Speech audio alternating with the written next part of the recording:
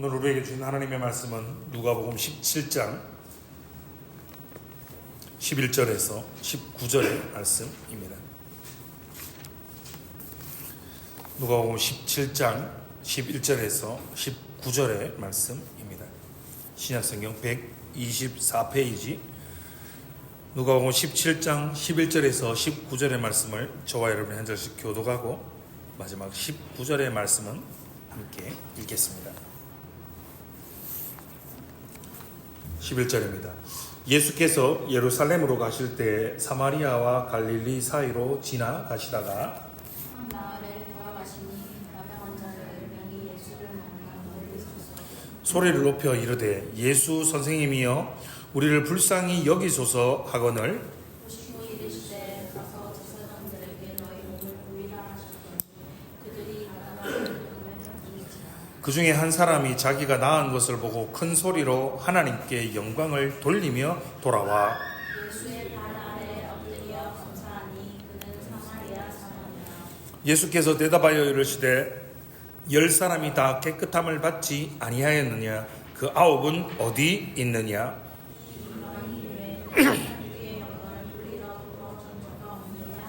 함께 읽겠습니다. 그에게 이르시되 일어나 가라 내 믿음이 너를 구원하였느니라 하시더라. 아멘.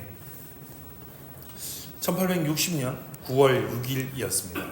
미국의 미시간 호수에서 사람들의 비명소리, 절규소리가 고요하던 새벽의 침묵을 깨고 있었습니다.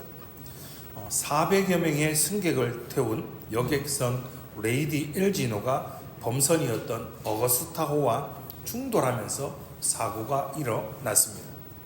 당시 노스웨스턴 대학교에서 신학을 공부하고 있던 에드워드 스펜서라는 학생이 그 비명 소리를 듣고 호수로 달려갔습니다. 스펜서는 무려 10시간 동안 해안 근처에서 무려 17명이나 되는 사람들의 목숨을 구해 주었습니다.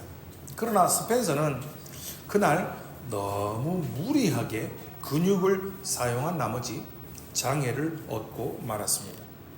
그는 그 후유증으로 학업을 계속해서 이어나갈 수가 없었습니다. 그는 결국 병상에 눕게 되었고 투병을 하다가 7년 뒤인 32세의 젊은 나이로 세상을 떠나고 말았습니다. 이 사건으로 400여 명 중에 100여 명만 구조가 되었고 나머지 300명이 목숨을 잃었습니다.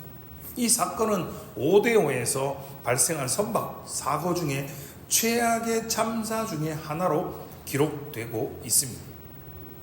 스펜서가 세상을 떠나기 며칠 전에 한 신문 기자가 그에게 찾아와서 다음과 같은 질문을 던졌습니다.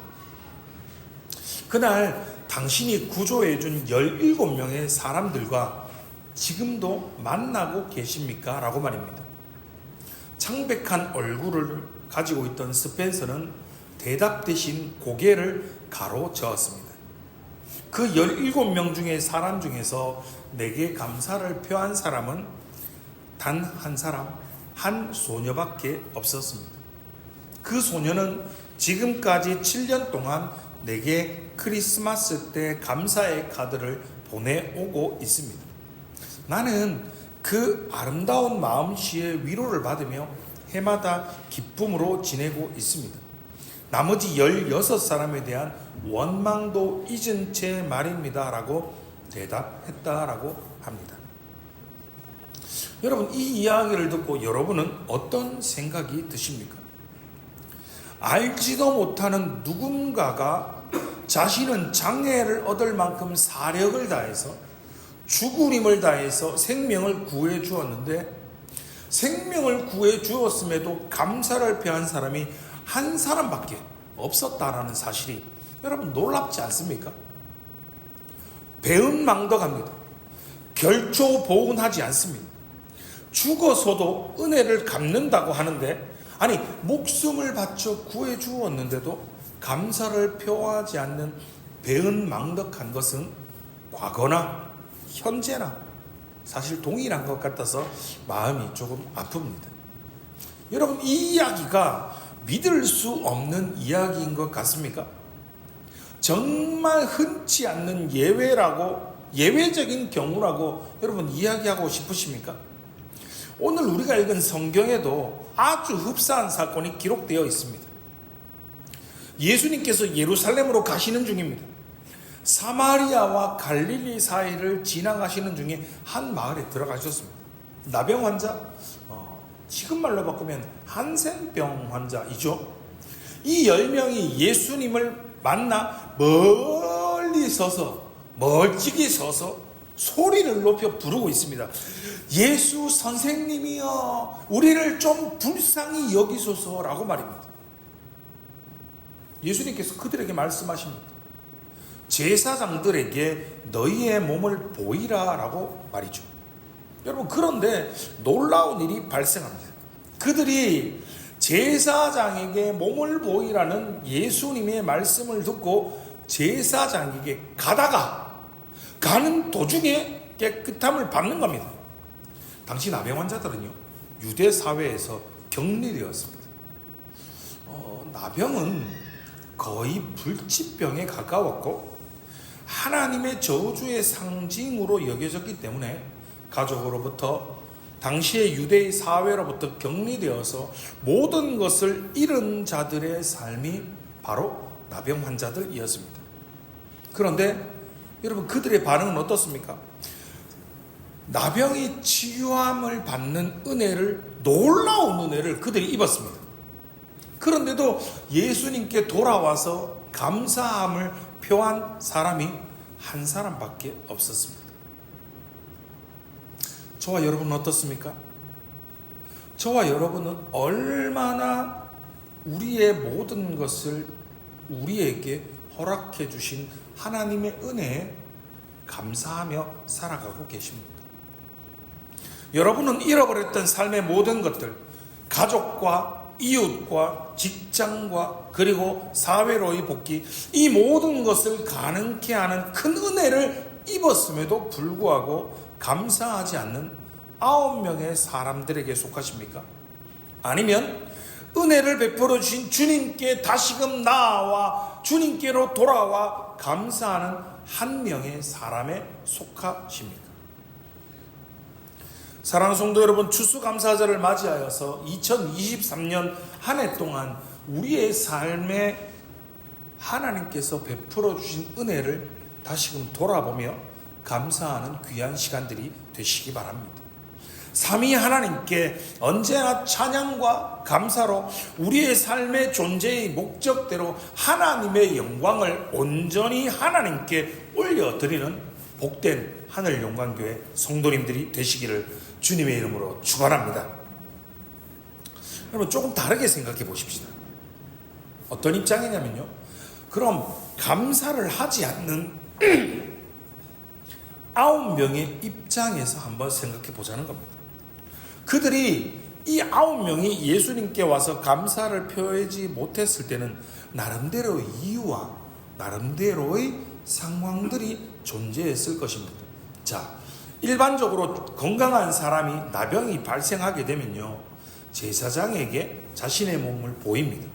그리고 자신의 몸이 나병으로 확정이 되면 성읍에서 쫓겨납니다.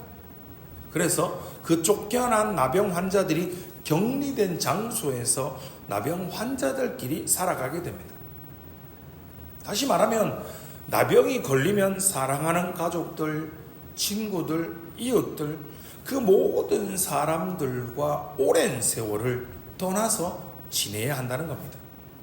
여러분, 그들의 평생의 소원이 있다면 무엇이겠습니까?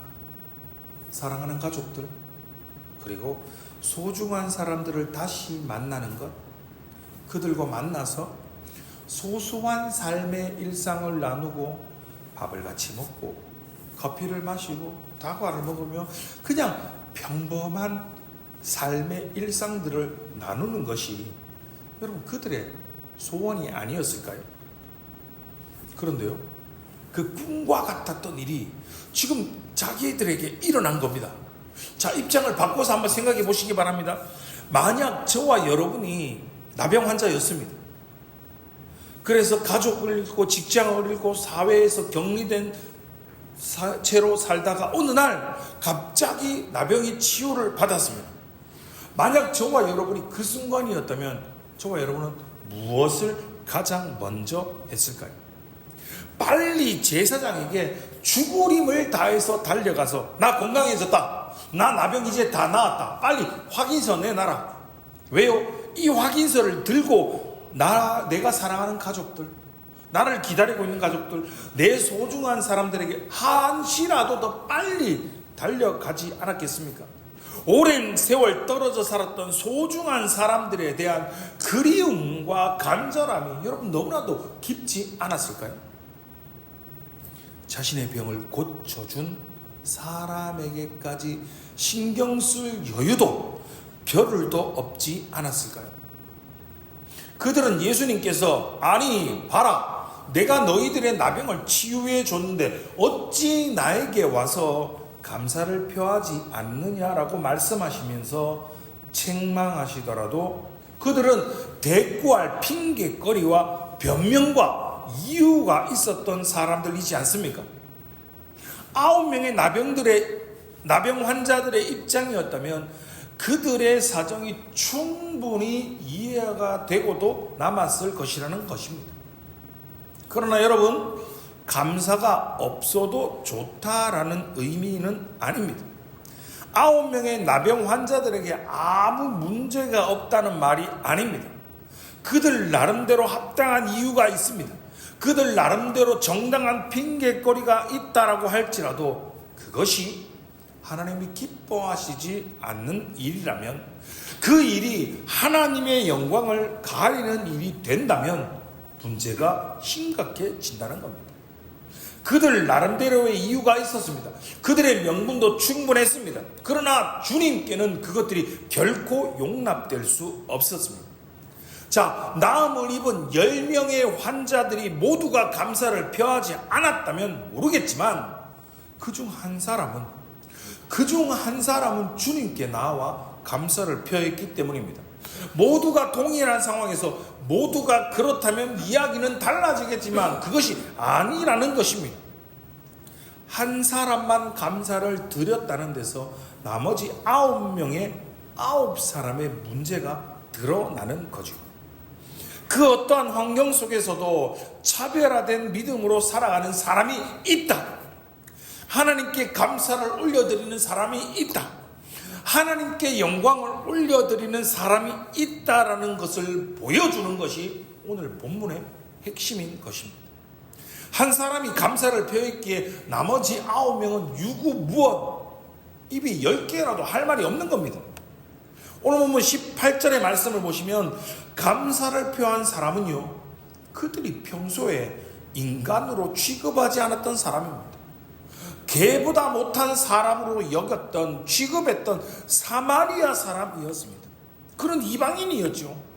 이 이방 사람도 제사장에게 가는 길에 자신의 몸이 나병이 치유받았다라는 것을 알게 되었을 때 서둘러 함께 막 뛰어가던 다른 9명의 사람처럼 자신의 소중한 가족이, 자신의 소중한 사람들의 얼굴이 스쳐갔을 것이죠. 평생 나병이 걸려서 평생 다시는 살아서 절대 만나볼 수 없을 것만 같았던 사람들을 이제 나병이 나았기에 다시 볼 수 있다라는 설레임으로, 흥분으로 그의 마음에 감격이 일었을 것이죠. 하지만 그는 9명과 달랐습니다. 그는 개인적인 욕망보다 더 중요한 것이 있다는 것을 그는 기억하고 있었던 겁니다. 그것이 무엇입니까? 먼저 자신의 그 병을 고쳐준 예수님을 찾아서 급히 되돌아가는 것이었습니다. 15절 하반절입니다.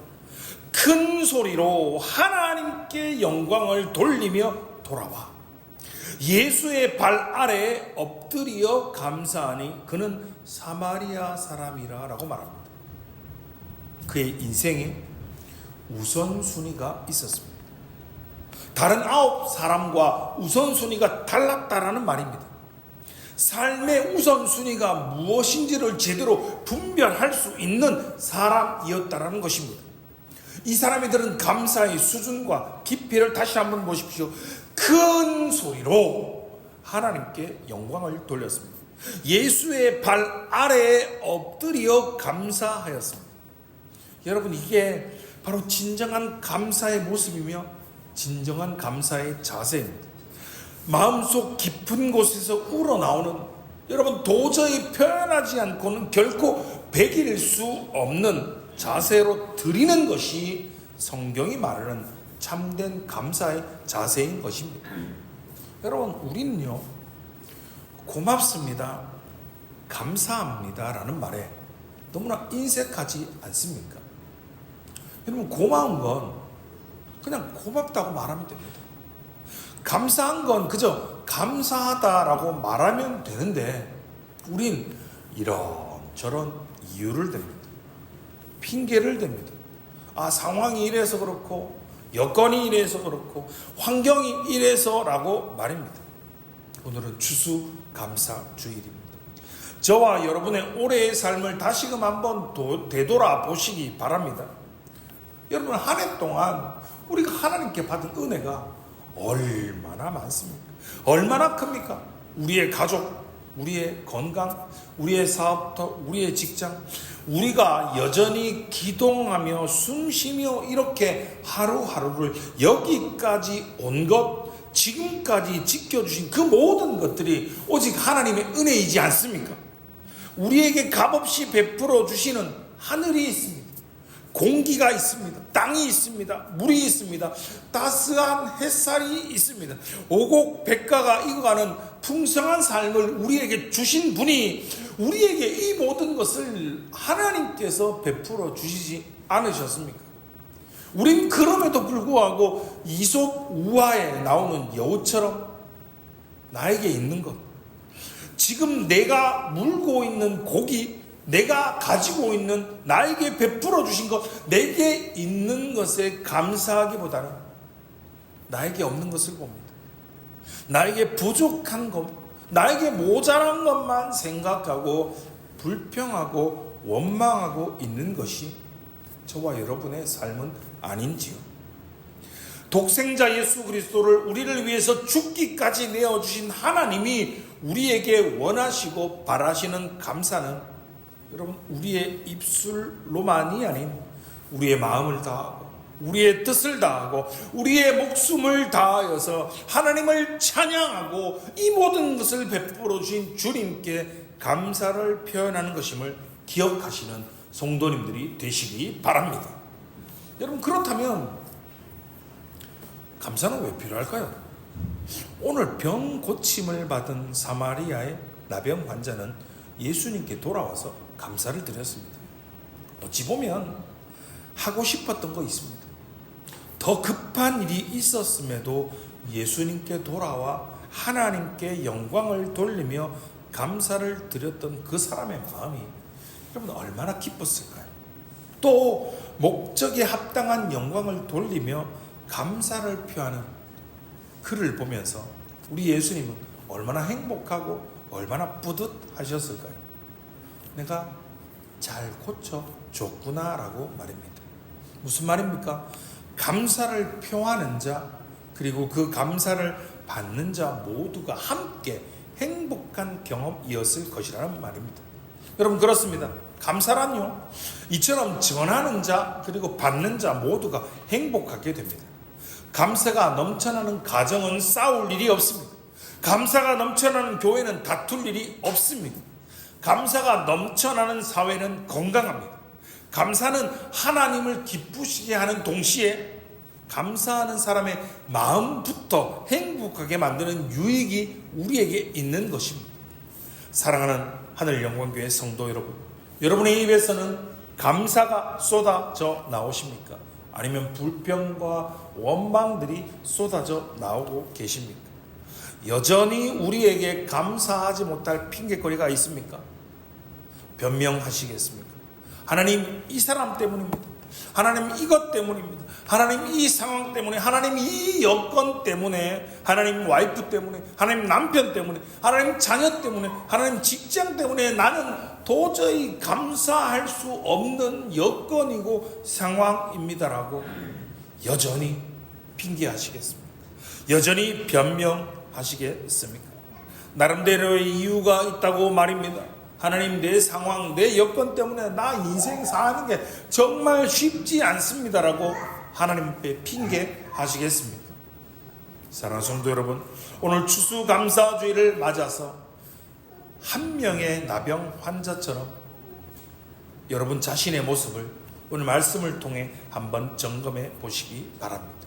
그리고 말씀대로 감사의 인생으로 오늘 설교의 제목처럼 땡스기빙에서 땡스리빙으로 감사를 우리의 일상의 삶으로 살아감을 통해 언제나 우리 하나님의 풍성하신 은혜를 복을 누리며 살아가시는 사랑하는 성도님들 되시기를 주님의 이름으로 축원합니다.